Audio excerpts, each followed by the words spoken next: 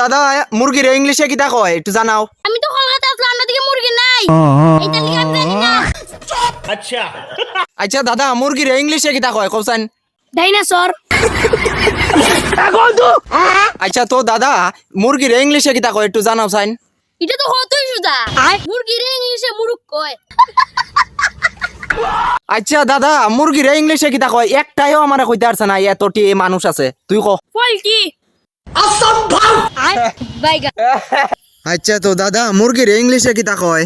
I like it is because মুরগি আন্ডা। আচ্ছা ফুলাপান পড়াশোনা শিখছো নি?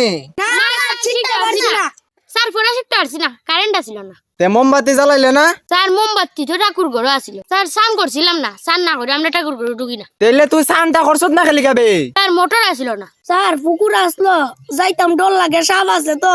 ওই স্যার। মোটরটা চালাইলে না খালি গা?